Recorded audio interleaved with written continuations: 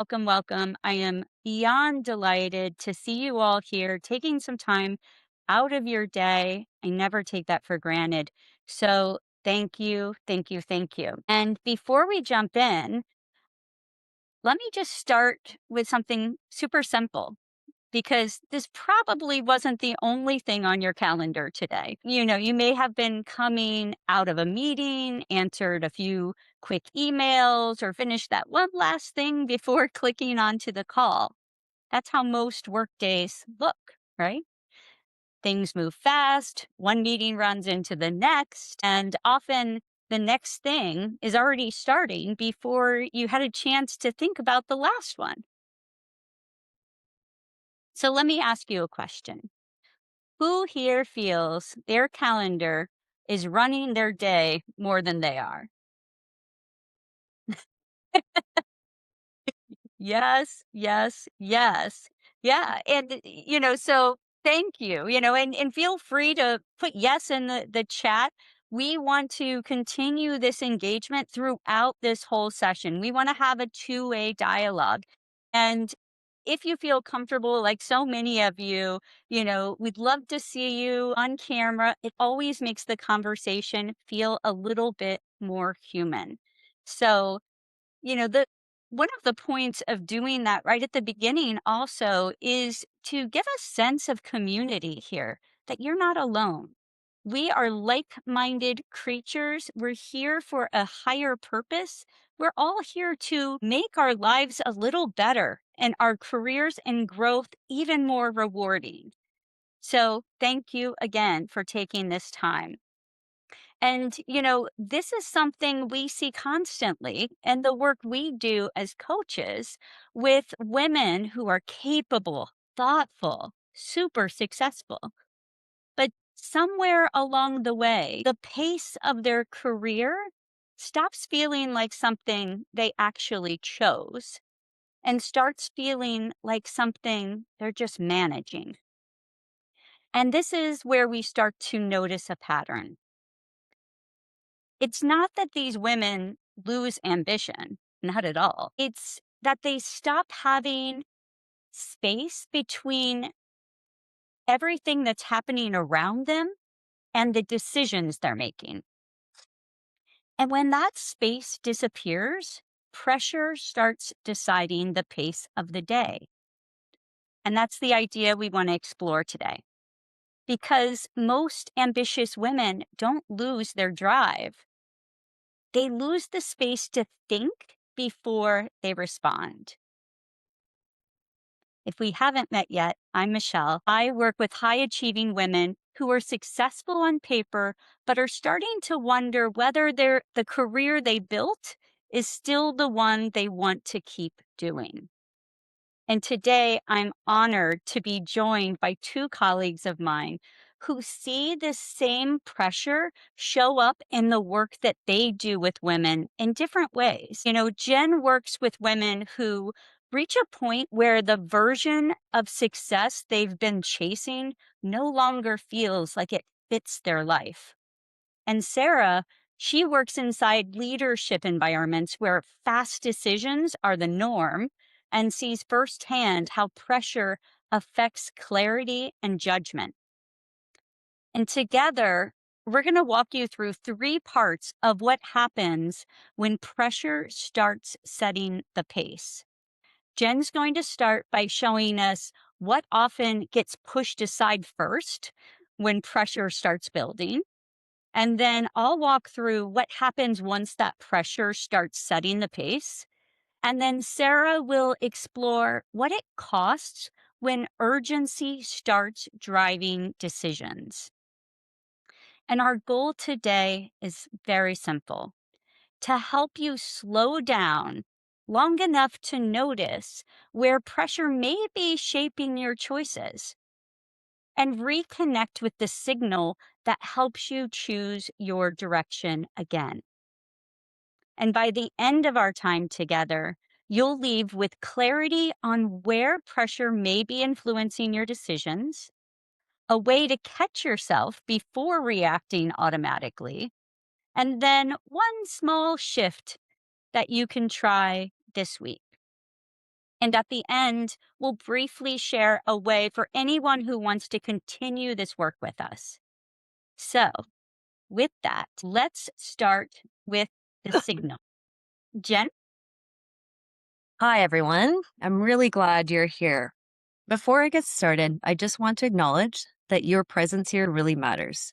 You all gave something to join us in the space today, whether it's your time, your energy, your attention, or your presence, which means the most to us. And for so many women, these are not small things. So thank you for being here and for giving this conversation some space in your day. And pardon me, of course I have a tickle right when it's my turn to speak. I'm not sure if you're aware that this year's Women's International Women's Day theme is Give to Gain. And when Michelle and I first started talking about collaborating on this whole idea, I just lit right up from the inside out because immediately I went to this whole idea about the reciprocity and the infinite loop in that theme. So when we immediately started talking about it, my mind went to when we give, whether that's support, visibility, truth, encouragement, time, mentorship, advocacy, wisdom, we can create ripple effects that go so far beyond that one little moment in time or one simple interaction. And when women are inspired, empowered, and supported, that impact just has no limits. And I've seen it happen in my own spaces so many times. We help build a world where women don't have to fight quite so hard just to be seen, heard, or respected. And that matters deeply. And then after more reflection, I also felt this deeper question surfacing inside of me, a more personal one that was also a little more confronting. And I want to share that with you. What have women been taught to give that was never meant to cost them themselves? Because many women, especially thoughtful, capable, high achieving, high functioning women like all of you here with us today, you have been praised and recognized for giving in ways that look admirable on the outside, but you're quietly disconnecting on the inside. So let me ask you this question again. I'd love for you guys to just sit with it for just a few seconds. And if you have an answer you want to share with us, we would love to hear from you. What have women been taught to give that was never meant to cost them themselves? What have you been praised for or recognized for giving at work or at home, if that's an easier way to think about it? And I'd love to hear if anyone has a comment to add in the chat or wants to take off their mute and share with us. Jen, I would say women have been asked to give their time. We give a lot of our time to everyone else, the kids, the husband, the partner, everybody else. Volunteering at school, all the things, which Mhm. leaves no time for ourselves. That's very, very common. Thank you for sharing that, Kim. Anybody else? We got multitasking, prioritizing others. Yeah, so a lot of similarities.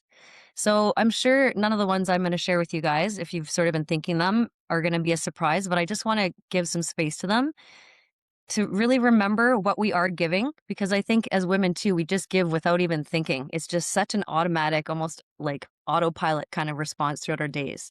So we give speed, we give access, we give emotional labor, we give this polished composure, we give the easy yes to appease others.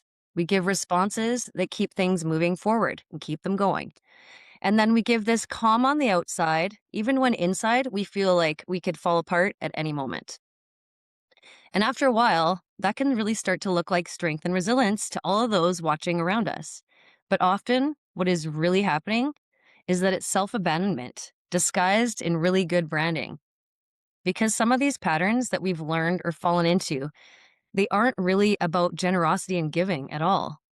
What they really are is survival, safety, familiarity, because we've learned to push through all of the pain and sacrifice. Somebody mentioned pain tolerance in something they're, proud to be a woman about. It's true. We have this ability to push through pain and sacrifice ourselves in the name of success, recognition, belonging, love, whatever it is that you're trying to get from giving. And I know this all too well because I have lived it myself. So I'm going to share a little story with you. Remember years ago, I was presented with this professional opportunity, and it was the kind that just, they said all the right things. It just sounded so good. It sounded promising, it was exciting, it was a new role for me, and it had just the right mix of challenge and novelty, along with that little bit of familiarity and support that I needed. And it even felt flattering to be wanted in the way that they were offering it to me, as if they'd been searching for me their whole life and I was the perfect fit for this role. And oddly, my first response when this was presented was no. It wasn't dramatic, it wasn't loud, just that quiet internal gut aligned no. And then came more follow up calls from them, more conversations. They were giving more reassurance and really trying to persuade me. They were giving me all the reasons why it should make sense.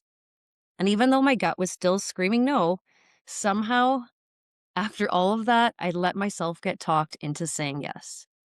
I made excuses for my hesitation and ignoring my gut, telling myself I was just nervous about this new role because I hadn't done it before and it would stretch me. So, after saying yes, I negotiated assertively. I was clear about what I wanted and what I didn't want, and I led with confidence. And I think those things are really important to know and recognize because this wasn't a moment where I felt like I didn't have the confidence or that I didn't know how to advocate for myself. It was a moment where I ignored what I already knew deep down in order to allow this space for what seemed reasonable, impressive, or persuasive. But it doesn't matter because none of that changed the truth. My body had already told me what my mind kept trying to override. And guess what? Probably not surprised. That experience turned out to be exactly what that inner signal had tried to warn me about. I ended up resigning from that role within 3 weeks of starting, but I knew from day one that I had made the wrong decision. I learned it the hard way, and that lesson has stayed with me. Because what I've come to understand is this: before we lose our voice, we first betray our signal. And the signal isn't always loud, it's often subtle.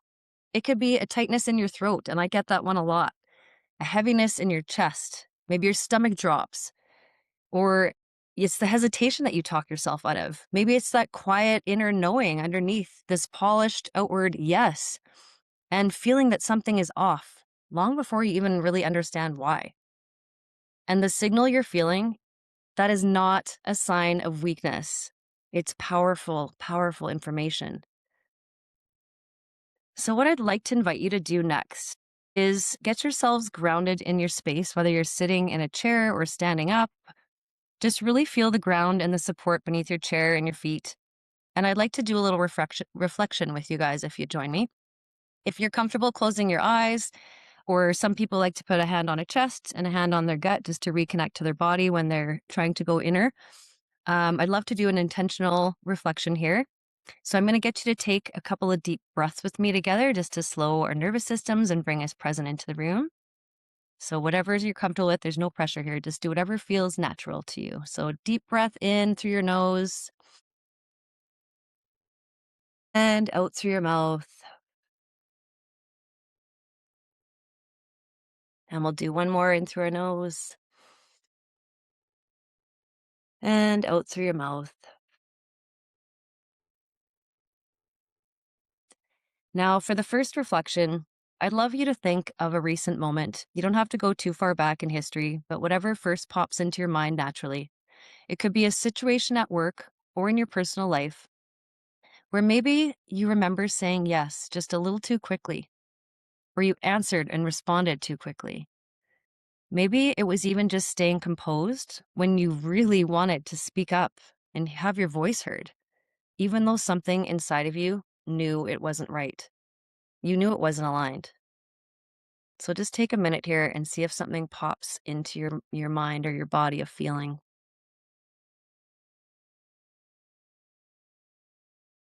And while you're thinking about this, just notice what's happening in your body as you reflect back on this moment. Maybe your throat tightened. Maybe your chest felt suddenly heavy. Maybe you felt your jaw clenching or your stomach drop. Maybe it was actually a feeling of urgency to just smooth things over, to be easy or to move it along, anything at all to make it not feel awkward. All of these feelings and these signals matter because it was information, a signal. Your body was trying to tell you something. And it isn't about only noticing when things feel off. Slowing down helps us hear both what feels off and it helps us to remember what feels true. So the next time I'd like you to think of, for this next reflection, think of something from your recent past. So this is the second thing we're going to try to do here. Something that might be offered to you today, if you can't think of something from your past. When it comes out of someone's mouth and says, here you go, or you read it, it's an email that comes to you, it would feel like an immediate hell yes. Your whole body is like jumping in on it. You're committed. There's no hesitation. There's no convincing. There's no explaining required. You're not second guessing or doubting yourself. Something inside you just genuinely lights up when you think about this opportunity. So while you're thinking, I'm just going to suggest a couple things in case you're having trouble. Maybe it's a special project that you've been waiting to do or a promotion. Maybe it's an opportunity to do something for yourself that you just haven't had time to do for a long time. Or maybe it's that dream vacation that you have just been dying to go on. Perhaps it's even a collaboration to create something with somebody that you've always envisioned. Or maybe it's as simple as just time with someone who makes you feel more like yourself, not less.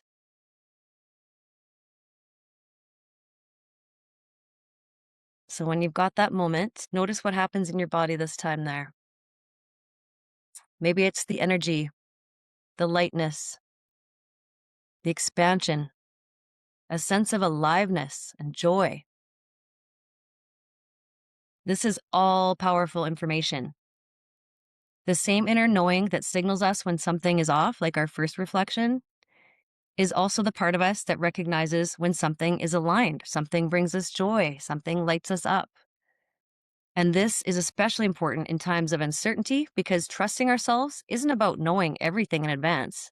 That's not even possible. It's about slowing down enough and pausing for a moment to just listen. We don't need to know it all, but we do need enough stillness in our life to hear what feels true. And the answers may not all arrive all at once, like we might expect or want, but the next true step is usually there if we're willing to listen. Because decisions become much easier to make when they come from within. And when this becomes the normal way for you to make decisions, you actually pave the way for achieving all of your goals faster. And that's why I want to reframe this today. Not all giving creates gain. Some forms of giving look generous, but they cost you your self-trust. Some forms of giving look professional, but they disconnect you from your aligned truth. And some forms of giving make you easier to work with, easier to rely on, easier to praise and acknowledge, while they're quietly making you harder to hear. And that kind of giving does not multiply. It actually depletes. So here are 3 ways I see women in my world commonly giving themselves away under pressure most of the time. First, it's all about speed because we are told faster results get rewarded. We see it. It looks more capable. It looks more efficient and stronger. The second way is we give access because greater availability is often seen as greater value. And third, we give away our self-trust because being agreeable, it often feels safer than being fully honest with ourselves and those around us. And the longer we do this, the easier it is to start building a life or a role or some version of success that looks right on the outside but doesn't actually feel like our own. Which is why this pause matters so much, why it holds more power than we even realize. And not because slowing down is a trendy word or a trend that we need to follow, not because women need one more strategy to add to their busy days and their crazy lives, and not because the answer is to do less or disappear, but because the pause is where we create space for self-trust to grow within us again. So if you've been caught in this trap of thinking a pause is a sign of weakness or indecision, or maybe you think it's selfish, lazy, or even indulgent, I challenge you to consider this reframe. Pause is one of the most generous things we can give to ourselves and to others. Because when we pause, long enough to hear ourselves, we stop giving from pressure and we start giving from our truth. And when we give others space to pause, we give them permission to hear themselves and offer us back their most aligned response. And that kind of giving really does create the biggest gains for us, for the people we love, the people we lead, the women coming after us, and the rooms we walk into and the examples we set. So if you take one thing from my part of this conversation today, let it be this. Before we lose our voice, we first betray our signal. And the work begins when the acknowledgement is in that moment, and not with shame and not with guilt, but honesty with ourselves. And we give ourselves that space to listen. Because once that signal gets drowned out, it becomes much easier for pressure to take over that space and so much harder to hear our own voice. And that's exactly where Michelle is going to take us next. Thank you, Jen. And, when Jen talked about that signal getting drowned out and the pressure really starting to fill the space, that's the moment pressure starts taking over. And when we talk about losing your voice, it doesn't mean you stop speaking. Oops, sorry. It doesn't mean you stop performing in your career. And it doesn't mean you suddenly don't know what you want. Jen gave a great example of that in her own personal story. She was clear in what she wanted, but it means you stop choosing your direction with intention. That's super important because what happens is you start letting pressure choose for you. And most of the time, you don't even notice it's happening.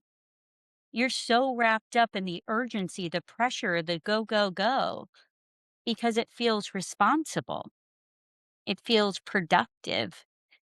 It feels like doing exactly what's been expected of you. But underneath it, something is changing.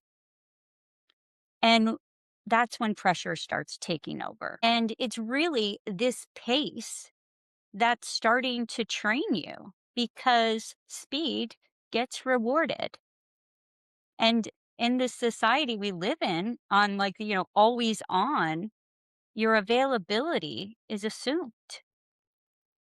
And that's when being responsive matters more than being thoughtful. And then to just add something else into the mix, the economy feels really unstable. And so when everything feels urgent, the intentional pause disappears. And that's when the pressure really starts calling the point. And here's the strange part. When pressure takes over, you don't feel out of control. You feel efficient, you feel decisive, you feel useful, but something shifted within you. You're no longer actually choosing the pace. The pace is choosing you. And, I want to make sure that there's, a clear difference here because when you're moving before you feel ready, but it's intentional versus moving because you feel pushed or you're in this, constant hustle culture, it's different because one builds confidence and the other one builds momentum, but without the direction. And when you live in this state of constant pressure for long enough, stress actually stops feeling like stress. It just feels like a busy state of mind. And that busy starts to feel productive. And just a little story about, me that I think some of you could probably relate to is I remember a stretch near the end of my corporate career where my calendar was packed with back to back meetings and decisions had to be made constantly. And some of those decisions affected more than just me, they affected entire accounts.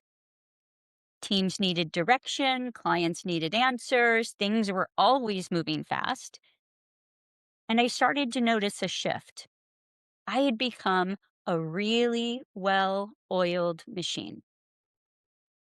Someone asked for direction, I answered. A timeline question came up, I decided on the spot. It felt really efficient.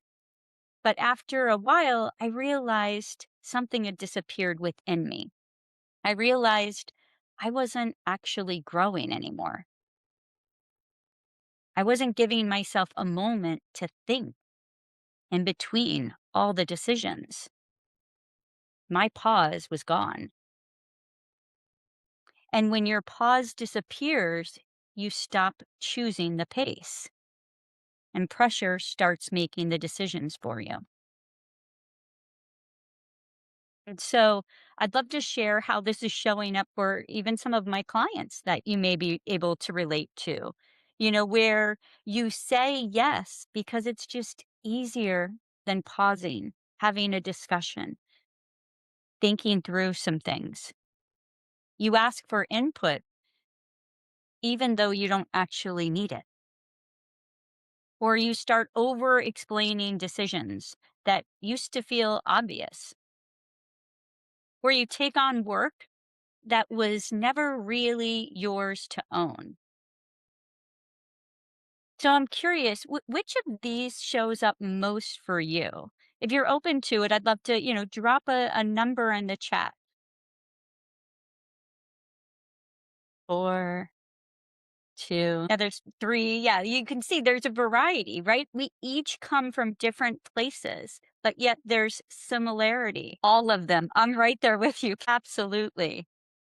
And while these may not seem like dramatic shifts, over time, those small reactions start to add up.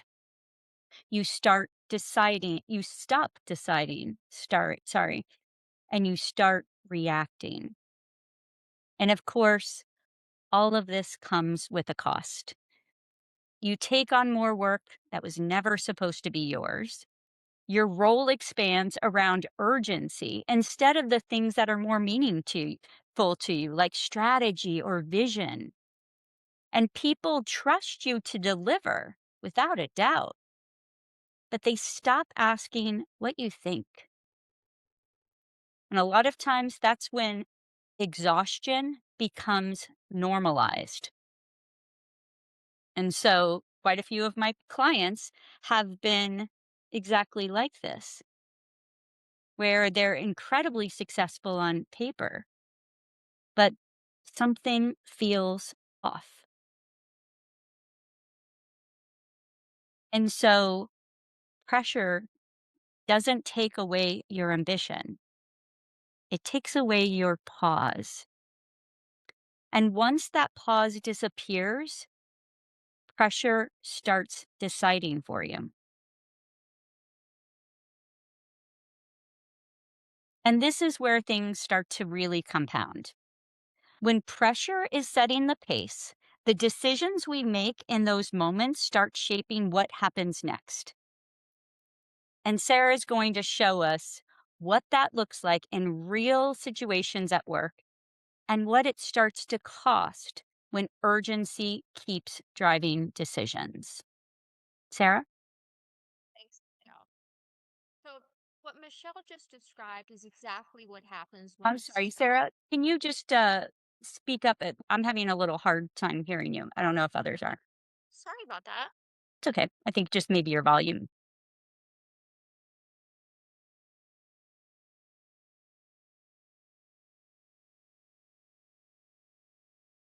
How's that? A little better. It could go Yeah. a little bit more. We really want to hear you. I want to be heard. Okay, there we go. Now we're Okay. talking. Is that better? Yes, thank you. Okay. Thanks, Michelle, for letting me know. So basically what Michelle just described is what happens when you stop choosing your pace. At first, you don't notice it. You're still capable, you're still respected, you're still hitting your targets, and you're probably being praised for it. Our culture treats production like a trophy. So why would we stop? Slowing down isn't rewarded. We've been taught that if we aren't rushing, excuse me, then we aren't working. But that's exactly how we end up exhausted and fixing mistakes that never should have been made. We've become uncomfortable with simply slowing down and taking a pause.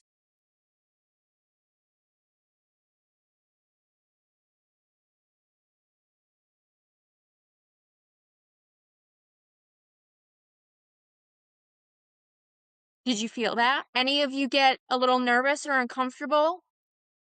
A feeling of needing to kind of take over the space for a second? You thought I froze. Okay. I didn't freeze. Fill in the space. But Yeah. that's the whole purpose. It's not about slowing down. It's about taking a step back enough to know what your next step is and not just go based on how fast everyone else is going and the momentum of everyone else. But that that is exactly why we're all here today, basically, to give ourselves permission to stop, think, and clearly think clear enough to be instead of being reactionary all the time. And asking for more time and clarity is essential in today's society. We move so fast. Pause is exactly where that magic happens. We aren't stuck in the past ruminating about bad decisions, and we aren't going 100 miles an hour rushing towards an unknown.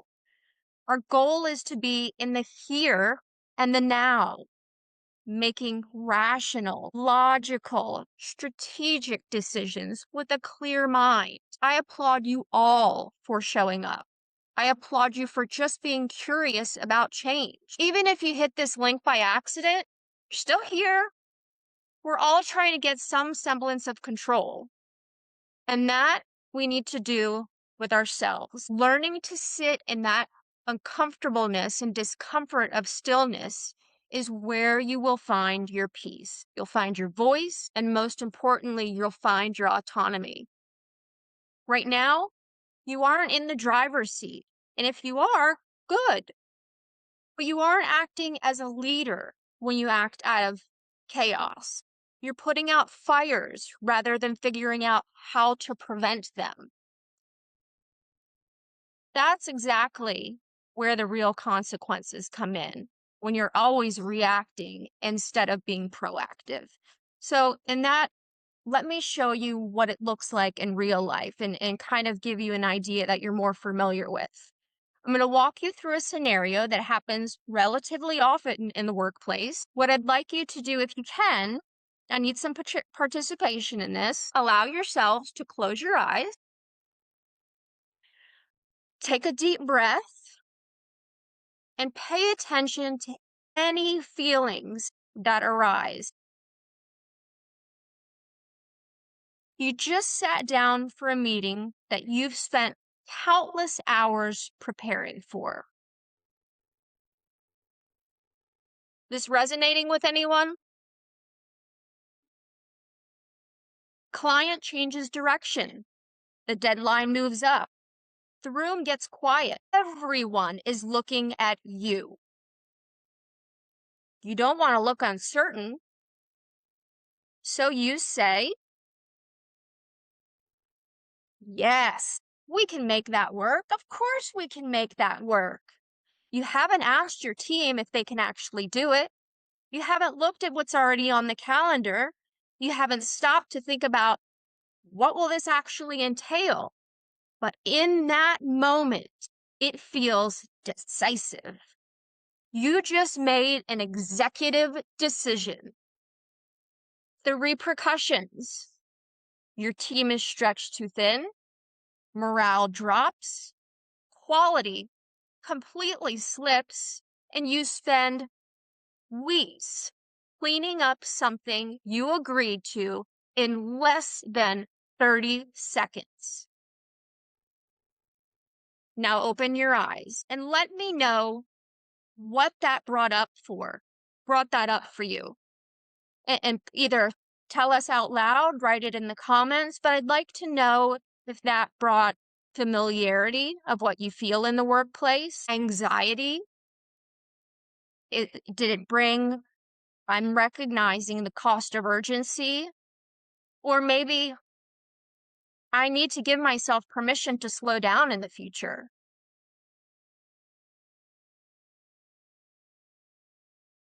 Pressure, tension, confusion. The picture says so much. No problem, Kim. All right. Thank you. Thank you for your feedback, Kim. You're welcome. Can't wait to watch a replay. Awesome. I think we all can kind of share in this where we're in a reactionary mode and somebody's looking at us to make a quick decision. And it's a pressure-based decision and it's very common, but they don't allow you to be in control of your decision making. So let's look at another scenario that's very familiar probably to all of us. Let's look at being offered a promotion. Simple. More money, more visibility, more responsibility. It's flattering. And more than that, it's empowering. Behind the excitement, there's a little bit of tightness in your chest. But you don't pause to ask the one person who matters most, yourself, if you even want the job and how it may affect your quality of life. Instead, you quickly go to, this is an opportunity I can't pass up. More money, say no more. So you accept. 6 months later, just like Jen was talking about, you're working most nights, you're more tired than you thought you ever would be, and you don't like the job as much as you expected. On paper, it looked like a promotion. It looked like the strategic thing to do. But inside, something's not right. You didn't say yes because you truly wanted to. You said yes because you thought you were supposed to, and you didn't want to fall behind. Fast decisions look like progress. You say, and they look like progress. And until you're the one living with the consequences, you don't fully realize that. When you operate on this like this long enough, the impact is inevitable. Your reputation starts to narrow around your speed instead of your strategy. People don't come to you for your brilliance anymore. They come to you because they know you'll say yes and you'll do it fast. And eventually, your body pays the bill. Your nervous system never really resets. You feel wired but tired. You're exhausted all day, but you struggle to sleep at night because your brain is still triaging emails in the dark. You're living in a state of low-grade stress that's completely accepted as normal. But here's the most dangerous part. You stop asking the most important question. Is this the right move? And I'm going to repeat it again. You stop asking the most important question. Is this the right move? And that can be professionally or personally. And instead, you prioritize, how fast can I get this done?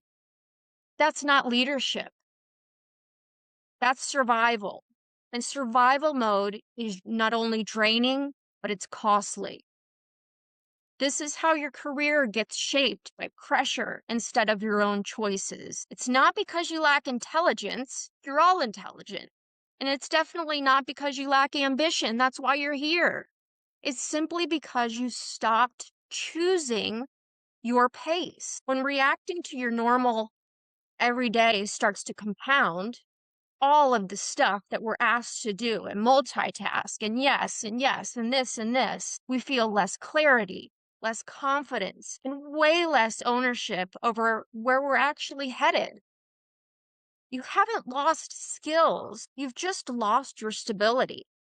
And when that stability goes, everything, even the easy stuff, start to feel a lot harder when it needs to be. So the real story or the real question becomes, how do you interrupt this without stepping out of the game? How do you slow that internal pace without losing momentum? And that's exactly what Michelle is going to walk us through next. Thank you, Sarah. So, before we wrap up, let's take a moment to look at what we've explored together because there was a lot. There was a lot packed into the last 45 minutes. Jen talked about the signal, that internal sense that tells us when something just doesn't feel right and when it does feel right, but being aware of being able to read it is super important. And I walked you through what happens when pressure starts to set the pace and the consequences, the cost, how you behave. And Sarah just showed us what that pressure can lead to when decisions start getting made too quickly. And none of this happens because women lose their ambition. It happens because somewhere along the way, we lost that intentional pause. And that pause can sound small, it can sound simple, but it's actually the moment where clarity comes back to us. And when we pause, even just briefly, we move out of that reaction mode and back into intentional choice. So before we end today, I'd like to give you another chance to experience that pause one last time. Nothing complicated, a simple reset, which is what we told you at the beginning. So I want you to sit back in your chair for a moment. Again, if you can have your feet on the ground, amazing. And if you feel comfortable, close your eyes. We're going to take 3 deep breaths in and out.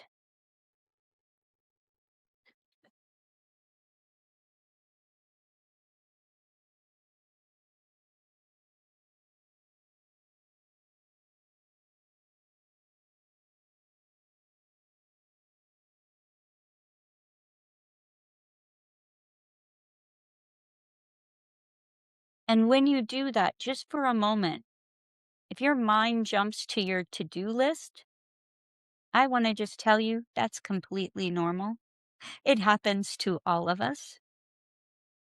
Just bring your attention back. Say thank you. I know I've got things to do, but right now I'm going to focus on my breath.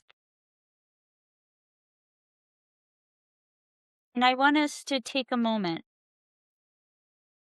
and I'm going to read a few thoughts as we go through, but I really want you to just take this time. It's so rare we get a little time to think.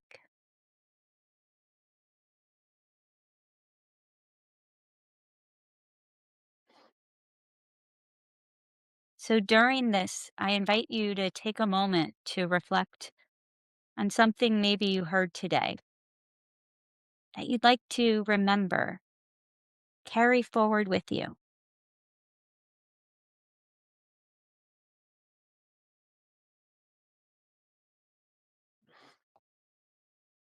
Maybe it's paying closer attention to that signal, really honoring that feeling when something doesn't quite feel right or when it really does feel right.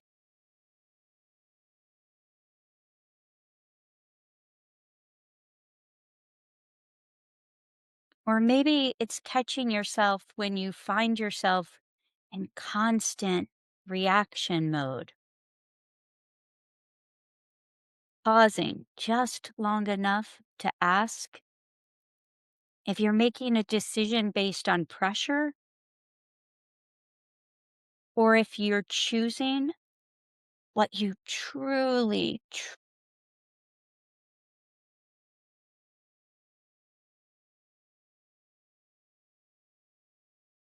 Or maybe it's experimenting with slowing down and seeing whether it leads to a better outcome than maybe you were expecting. Doesn't have to be a big change. Sometimes the smallest shift is simply noticing the moment before you respond.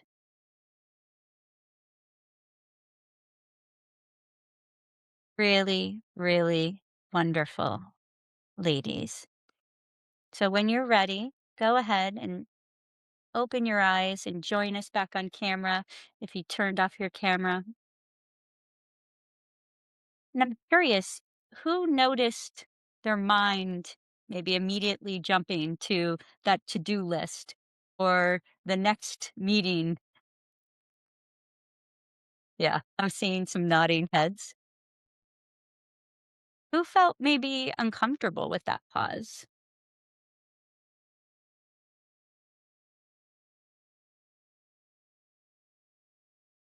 And if you feel uncomfortable, that's okay.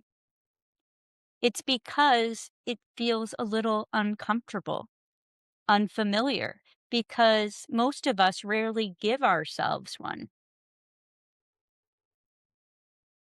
We're really good about giving ourselves vacations sometimes, but doing those small pauses intentionally in the middle of your workday to ensure you make better decisions is a great start. It's where we stop reacting to pressure and start choosing our direction again. So, the reminder here is you don't need to change your ambition. That's who you are. You just need to protect that pause. And if you're realizing that having more space like this could really make a difference in your day to day decisions, Jen's going to share a way we're helping women practice exactly that. Jen? Thank you, Michelle. That was beautiful. I don't know about you guys, but I love that. I love taking that time to pause, and it's so nice to have the energy of this room. I can really feel it even though we're just virtual. So thank you to all of you. And before I share our invitation with you, I want to stay here with you for just one more moment after this beautiful pause that Michelle set us up for, because I certainly feel like something shifted in the room, and I pick up on that energy very easily. And I really hope that you guys felt something, even just a small little shift that you can take with you going ahead today. You heard us in our reflections, in the stories we shared, and that quiet pause. There's probably something in there that you're going to carry forward. And I hope that you really felt it. The clarity that comes when you actually stop long enough to hear yourself. That might be what you're taking with you when you go forward today. And here's what I know about women like you, all of you here today who I've just met, is that women that take time to be in these kinds of spaces, and I mean this as the absolute highest compliment, you are driven, you're capable, your goals matter to you, and this vision for what's possible and what you're dreaming of, what you want to accomplish. You might even identify or label yourself as a high achiever. I know a lot of us do, or we've been told we are, and that's not a bad thing. It's not a bad title to have. It's not wrong for us to want to be ambitious, to want more for ourselves, for our families, for our life, and to achieve more. And at the same time, having those dreams and visions and that high level of achievement, we know that so many of you get so tired of working so hard and still feeling like something just isn't quite right. Something's still a little bit off. And sometimes it's hard to figure out what that is. But it feels like you're moving fast, maybe, and not always forward or in the right direction. Or maybe like you're making decisions constantly, but second guessing them just as fast right after you make them. I know I struggle with that. And maybe it's like success keeps arriving time and time again for you, and especially the kind of success that looks amazing on the outside. But when it comes, you're not quite getting that feeling that you expected along with it. It just hasn't quite shown up yet. So, what you experience today is the beginning of being able to change that for yourself, not by doing more, but by making decisions faster. because they're actually coming from that place inside of you that truly, truly knows. And when you learn to access that place consistently, decisions actually get easier. Clarity comes quicker. You stop wasting energy on paths that were never yours to take, and you start moving toward what actually you want, deep dive down inside. A lot of times when we think what we want and we don't sit in the pause, we just make it something that someone else has told us we should want. And that there's a really fine line in the difference of that. So I would encourage you to even take some time to do that at some point in your day or week. Really just ask yourself, what do you want? Because it was one of the most uncomfortable questions that I had to answer when I started doing my journey around personal development and growth. And I couldn't believe how hard that question was for me. And when you do this, it's not slowing down. It's the fastest route to where you're actually trying to go. And so we'd like to help you get there. There's no denying that in order to create real change in our behavior and our learned behaviors and patterns, that we need consistency and support and accountability. And without that, a shift is possible for sure, but our success rate is much higher when we are surrounded by the right people, people who are working on the same things, who want the same goals, and people at our corner that are cheering us on and want us to win. And this is exactly what we've been creating for you. It's called Pause on Purpose.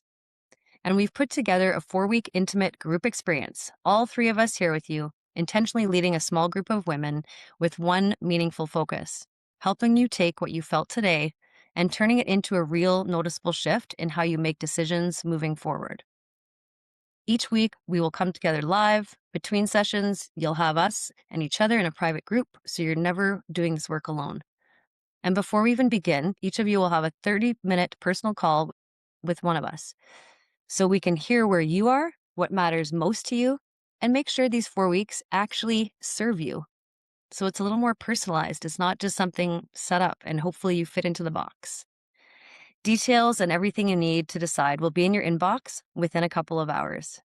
So we want you to take your time with this. There's no pressure to decide right now. There will be special pricing available until Friday night at midnight. And if it's a yes, we'd absolutely love to have you in the room with us. The women who move the fastest forward, they're not the ones who never pause. They're the ones that actually take time to pause. They're the ones who have learned to pause on purpose so that every move they make after that counts. And that's what this 4 weeks is all about. Not adding more to your plate, but cutting through the noise so you finally know which moves are worth making and which ones actually hold meaning for you. So if this is something inside of you that you are looking for, if there's a signal inside saying, yes, I need this, trust that. And if you need a moment to sit with it first, trust that too. This is exactly what we've just been giving you permission to do through this whole session. So we do hope to see you in the room. And thank you for being here with us today. We want to be respectful of the time. I know we're almost right on our 1 hour. It's been truly an honor to share this space with each and every one of you. And I wish you all a beautiful rest of your day.